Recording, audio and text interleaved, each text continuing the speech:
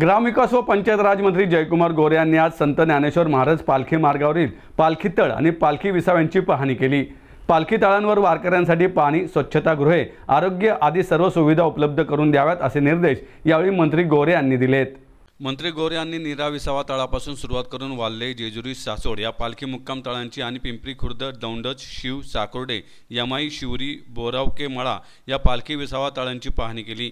यावेळी प्रभारी विभागीय आयुक्त कविता त्रिवेदी, जिल्हाधिकारी जितेंद्र डुडी, नीरा येथे सातारा जिल्हा परिषदेच्या मुख्य कार्यकारी अधिकारी याशनी नागराजन, पुणे जिल्हा परिषदेचे मुख्य कार्यकारी अधिकारी गजानन पाटील, सासोड प्रांताधिकारी वर्षा लांडगे, खत्री जिल्हा परिषदेचे अतिरिक्त मुख्य कार्यकारी अधिकारी चंद्रकांत वाघमारे, पोलीस उपअधीक्षक तानाजी बर्डे, तहसीलदार विक्रम राजपूत आदी उपस्थित होते। यावेळी गोरे म्हणाले, पालखी तळांच्या ठिकाणी प्रत्येक वर्षी त्याच सुविधांची दुरुस्ती करत राहण्यापेक्षा कायमस्वरूपी सुविधा निर्माण कराव्यात असे मुख्यमंत्री महोदयांचे निर्देश आहेत।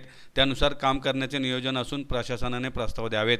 नीरा विसावा स्थळ येथील पालखी विसाव्याच्या ठिकाणी काँक्रिटीकरण करण्यासाठी 50 लाख देण्यात येतील। पालखीपूर्वी हे काम पूर्ण करावे असे निर्देश त्यांनी दिले। नीरा नदी स्नानासाठी घाट बांधण्याचा प्रस्ताव द्यावा अशा सूचनाही प्रशासनाने दिल्यात। यावर्षी मोठ्या प्रमाणात पाऊस सुरू आहे। ठिकठिकाणी रस्ते खराब झाले आहेत, काही ठिकाणी पूल पडले आहेत, त्यांची तातडीने दुरुस्त करावी। मोठ्या प्रमाणात पावसामुळे वारकऱ्यांची संख्या वाढण्याची शक्यता लक्षात घेऊन प्रत्येक पालखी तळावर त्याप्रमाणे नियोजन करण्याच्या सूचनाही त्यांनी प्रशासनाला दिल्यात।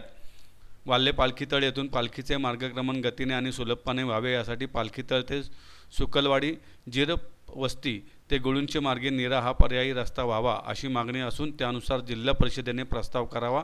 पालखी तळाच्या शेजारच्या लहान रस्त्याच्या साईड पट्ट्या भरून घ्याव्यात।